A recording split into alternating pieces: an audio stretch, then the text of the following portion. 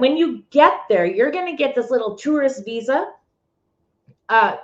or tourist card, and you fill it out and you keep that with your passport, or it is going to cost you, I forget even how much it was.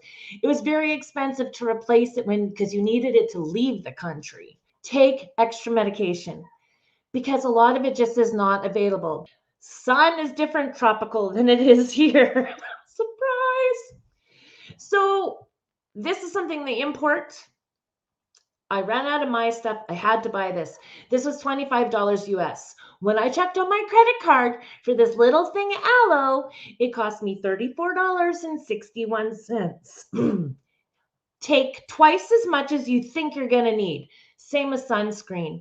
Take extra medications. Take things for your stomach, whether it's Gas-X, it's Tums, it's Pepto, because you're not going to find a lot of those things, and you're not going to find them on resort. And if you do, they're extremely expensive. My sister bought more sunscreen, but she bought the lotion kind because we figured we'd be better that way. And again, 25 American, 34.61 Canadian.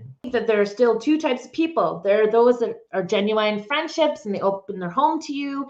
And then there are those that probably open their home to every single tourist that they can get to come in, because the tourists pay for everything and give them money and give them gifts. I mean, they live in a country where they're given X amount of stuff and that's it. Bring appropriate clothes. You want to make sure that if you're a female and you're going off resort, you don't want to wear skirts higher than about your knee. You don't want to have really low cut stuff. You don't want to be really flashy. They're modest people. So you're really going to stand out. And it's almost offensive. One of the things that we can't bring into Cuba, and I know it doesn't sound funny, but they very specifically list this in so many things: no pornography, and you can't bring vapes. We saw some people that had it in their luggage and didn't declare and didn't get caught. But again, that is something they don't want you to bring, is your vapes. That I really like about Cuba compared to like Nicaragua, Costa Rica, the Dominican, Mexico. There isn't someone in one of their little shops trying to pull you to the back to give you a deal on cigars and try to sell you drugs. We actually didn't see or smell any drugs while we were there. Cuban food can be good, but not all food in Cuba is good. Does that make sense? So when I went a couple years ago with my mom, it wasn't top of the line, but it was fine. I ate when I needed to, and I didn't have any problems. Neither did my mom. This resort, the food was terrible. No matter where you are, you're going to deal with shortages there. So, for example, we had no butter. We had no cereal. We had no milk one day for the coffee in the morning. There's all sorts of things that there's shortages on. This time there was a lot more communication difficulties on the resort. And I did notice anyone that worked with any kind of food service really did not look like they want to be there or their job. Now, Cubans are always known. We are always hearing how wonderful they are and smiley and friendly. And that had been my experience. But there were some at this resort that weren't. There were really good ones, but I was really surprised to see some of the worst service, particularly with food, that I've ever had. Try not to leave it the lighter in your carry-on. They will confiscate it. So lighters now, in Canada anyways, you can't fly with a lighter in your checked luggage. Used to be that's where we had to put it. Now we can't. I had a lighter with me. I had it on my carry-on. I showed it. They did. I didn't show it. I left it in my purse that goes through the scanner. They didn't say anything, and it wasn't a problem at all.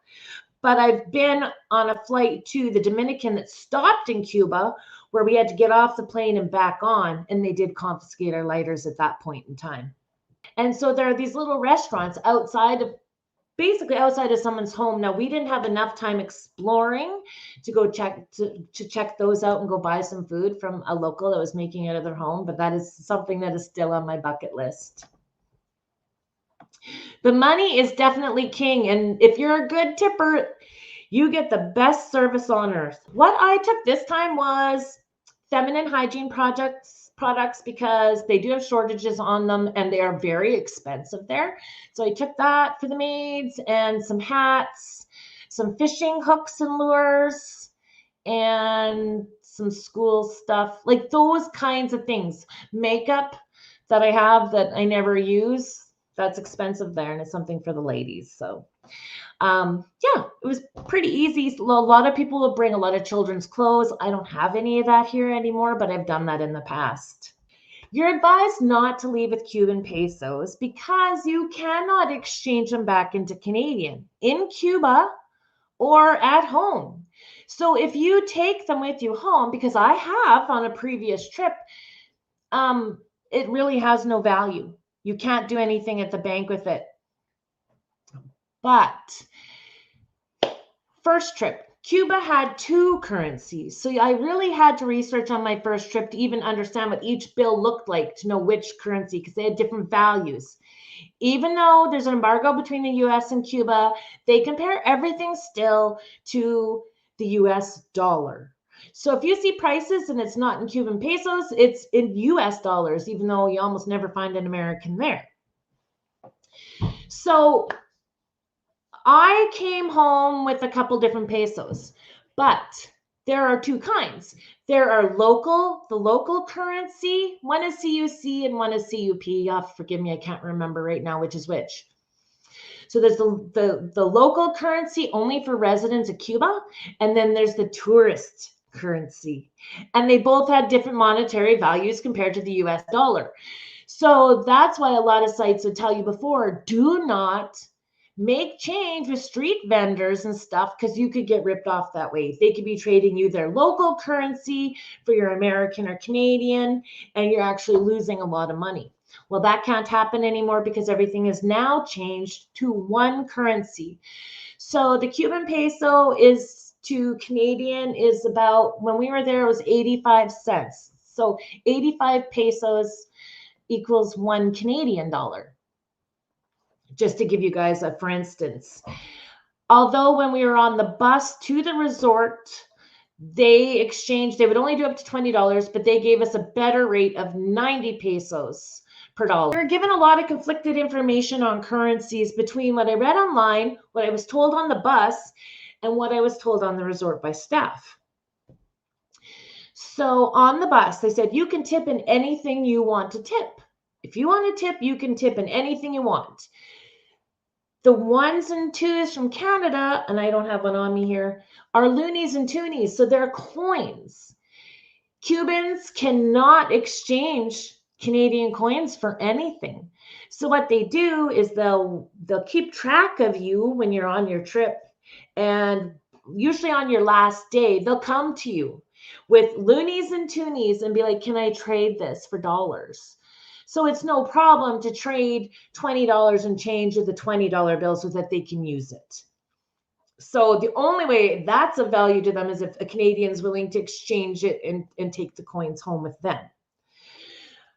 So I could use American $1 bills. I'm Canadian. I don't have a surplus of, in fact, I only had one $1 American bill with me. So I couldn't use that for tipping. So then where does that leave us at? As Canadians, our smallest bill is a $5 bill. I'm not tipping for a free drink, a $5 bill every time. And now if I had some of the pesos and money, currency in some of these countries can change like that, where the stuff I have has no value when I go again. They have the availability now to fill out your customs forms online before you even go on the plane. So here I am, thinking I'm smart, and I pull up this online form and it has to be done, and it's all in Spanish. I can't read Spanish. So I'm literally every single line by line, I'm translating it through the internet, like Google. So I go through it all. I got a code. Cool. Snapshot that code, off to the airport I go. You have to have it to be able to get your ticket to get on the plane. Well, I didn't know there was a barcode too, or one of those QR codes. That's what it's called. So I had to do the whole thing again. But the lady at the front quickly grabbed my phone, clicked a couple things, says you're going to have to go to the back of the line. So I had to go back, very end, to be the last one to get on the plane. Well, she did something and then it was in English. Well, I tell you, that took a lot of stress away. I didn't know that there was a way to turn it to English. Amanda says, when we were there 20 years ago, we were told to take US cash and make sure they were small bills and they couldn't be tattered or torn. We used Canadian. They'll take whatever. They'll take anything you want to tip, they take. It's not a problem. There's a lot more where you have to use your credit card. So you really don't know what you're getting charged until you get home. Yeah. But they do have a thing with the bills. So when we did go to pay for something, my sister had a $5 bill that had a rip in it. And she was, you're not thinking, right? So every time she went to use it, they asked if she had a different bill because they can't return it to the bank. It has to be a perfect bill. So that's something to know too. Take cash. Take a lot of cash with you. At the very least, you're going to have money that can come home with you. And it's highly recommended if you're going to trade into pesos, just trade small amounts. You don't want to be seen handling a lot of money, but because you can't trade it back to Canadian or American, you know you're not going to want to have an excess when you leave. These other countries, you can get a lot of stuff over the counter. In Cuba and Mexico, there's lots of stuff you can buy over the counter if it's available, but you have to understand it. You don't necessarily need a prescription for it. So one thing that's highly recommended is we were told on the bus to the resort, at your hotels, there you can get massages, whatever. Do not pay for the massage in cash. They'll give you a little ticket and you pay for your massage when you're checking out. And so my sister and I thought about this and we discussed this, and that's only so that there is control over where that money goes, because everything is government run except for the little casas and stuff where they have the little restaurants out of their houses and stuff, right? Pretty much is government owned. So we were approached by the lady that does the massages. I got a massage, paid cash, done, right? It is what it is. I have a video coming out showing the cars. My sister and I rode in 2 different cars. Wheel and deal with them on the price for cabs, cars, everything. Taking the bus, we learned it's a hop on, hop off thing all day long. $5 US. You offer them 5 Canadian, they take it. Just the same. Did not need any proof whatsoever for COVID-19. The only thing is, apparently, if you're in a government building or facility, you needed to mask. But businesses had signs saying masks, and then they're like, nah, just come in. So definitely do not drink the tap water in Cuba. They'll tell you on most resorts you can, but the way they chlorinate it is very different and it can cause some irritation. My sister's stomach was bothered for a little bit. We just drank bottled water for the rest of the time that we were there. If it's whole ice cubes or any ice cubes on your resort, you're good. If you're in town and it is ice cubes, you're probably okay. If it's crushed ice, chances are it's not, we were told. Don't drink that because we won't be used to it in our systems. So basically, you're taking your basic food precautions, right? Your food safety kind of stuff. Some things were really off-putting, the way they cut their pork. There was always lots of pork. But with meat that's sitting there and stuff, I get really sketched. So in the mornings, I watched them make my omelet. I provided what I wanted in it, and they made it. When it was supper time, I watched them cook my meat. I always went that way and took my time and waited, but I always got to see that it was fully cooked. So I never got sick on my trip whatsoever, other than the sunburn. But take mosquito spray, you guys. There are mosquitoes that carry different illnesses. I had 1 or 2 bites. I'm fine. But my trip before, I had sand flea bites all up and down my legs, so bad that I even got antibiotics from my doctor when I got back to Canada. They're like little no-see-ums. You don't even know that you're getting bit until the next day. So that is something to definitely take, is your mosquito spray. Now, I read a lot of stuff about locking your luggage. There are a lot of people on a lot of message boards that complained that they had stuff stolen out of their luggage in Cuba, and particularly in Veradero, Cuba. I never did lock it. I saw a lot of people did have straps on theirs. I had nothing missing, so I was very fortunate that way, but I didn't have to transfer planes and stuff, so there was very little time that was even an opportunity if they wanted to do anything. We were going to scooter around in town in Veradero from the resort. It would have been nice because we could have gone off more and seen more of the local area, and having a map would have been really handy. We didn't do it because cash is king. We go to book it right away. This man needed this 20. I see my sister hand him a 20 and I'm put it in his pocket. I'm like, what was that? We ended up not getting it because he couldn't seem to figure out how to get her credit card to work. So then she's like, I want my other money back. So we were thrown about that. There's a lot of ways that people are trying to get extra money off you. Don't expect easy access to the internet. They don't have full access to the internet. One of the things that a lot of people don't know is that you need to take toilet paper with you or little napkin packs especially if you're going off resort. But some resorts you need it too because most bathrooms do not have toilet paper in them. On resort in your bathroom, yeah. My sister and I went to a mall, sort of a mall. There's a video on that too in Veradero, and there's a little person sitting there, like in so many other countries, wanting money and hands a piece of toilet paper. We were like, no, don't need it. Handed it back. I'm not paying to squat over a toilet that doesn't even have a seat. So I bring my own toilet paper, right? I think that's basically what they're selling to you. And that's fine. But in Cuba and some other countries, Costa Rica is very much the same with Nicaragua. You cannot flush the toilet paper or you are going to keep causing them plumbing problems. Their infrastructure is not meant to support all that toilet paper, right? So you always have to dispose it in the garbage can. So for people that go to resorts in Cuba, for example, they're like, oh, my toilet backed up and this and that. The first thing I want to ask them is, were you flushing your toilet paper? Because then that's on you. When you go somewhere, don't expect everything on the menu to be there because of shortages, right?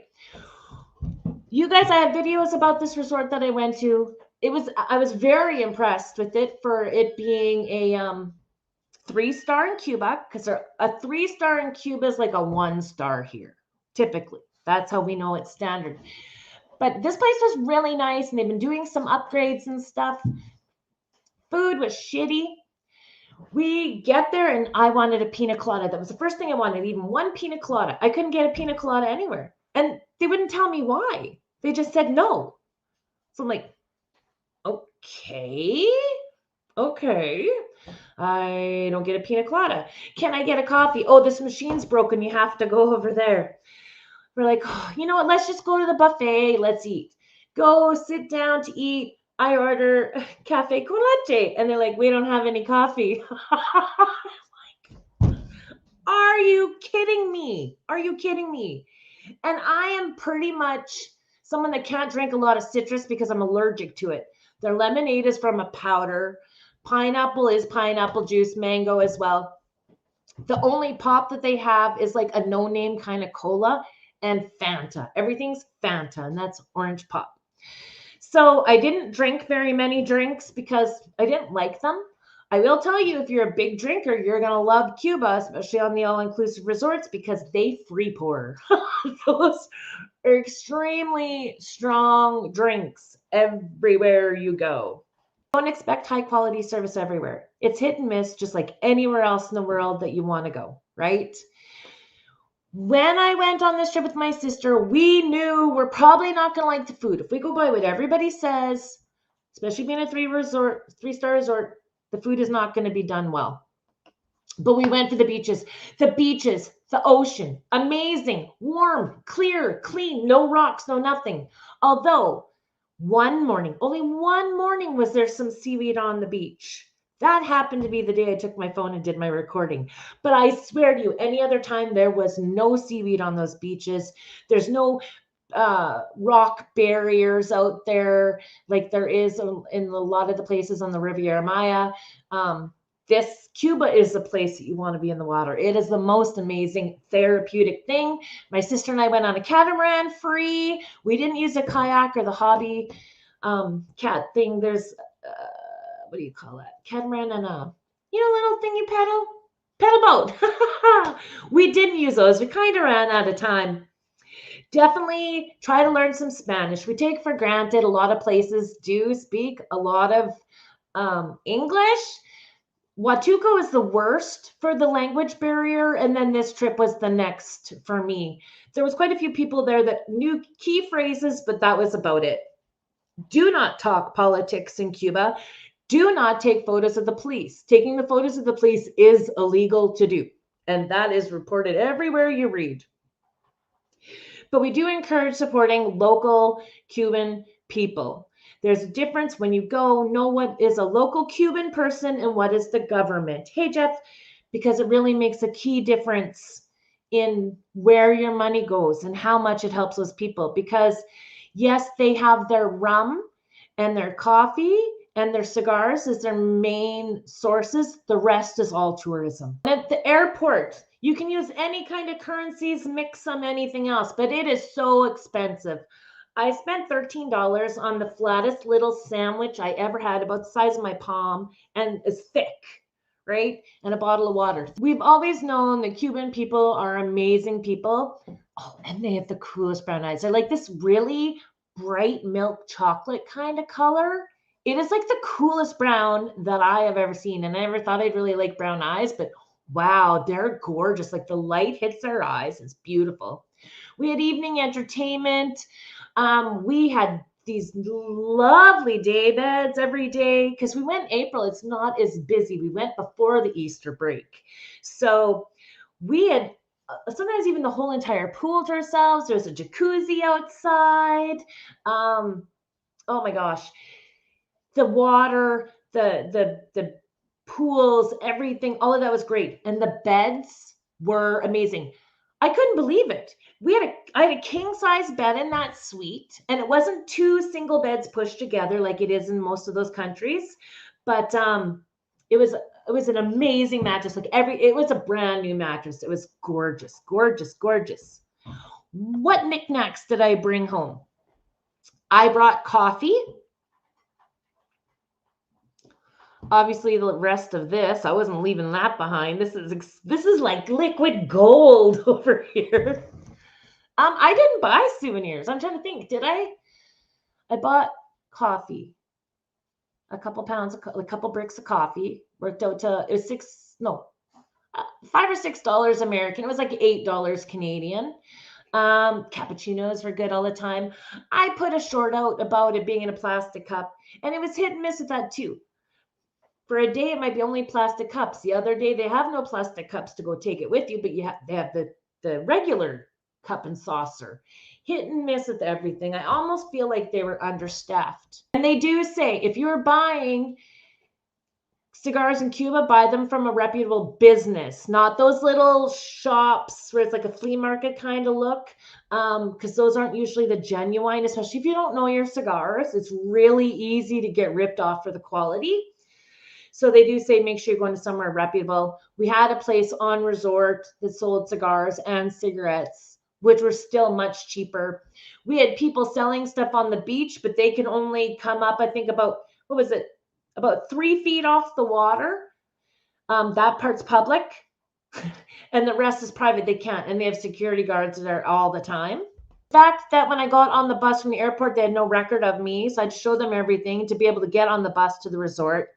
Get to the resort, and I'm like, yeah, I have a bungalow. They're like, we have no bungalows, even though I showed them all the paperwork. So they upgraded to a suite, which was literally, if you looked out my balcony, was where I had to go to get my coffee in the morning. So I had the closest location to the coffee. Yay! But next time I go, I won't buy coffee, but I'm going to bring something that's like a powdered cream and sugar, and I'm going to bring coffee filters because we had 2 coffee mugs and a coffee maker in our room, but no coffee. So and we had a fridge that had nothing in it. So I could definitely make sure I planned a little more. I would definitely take more food with me.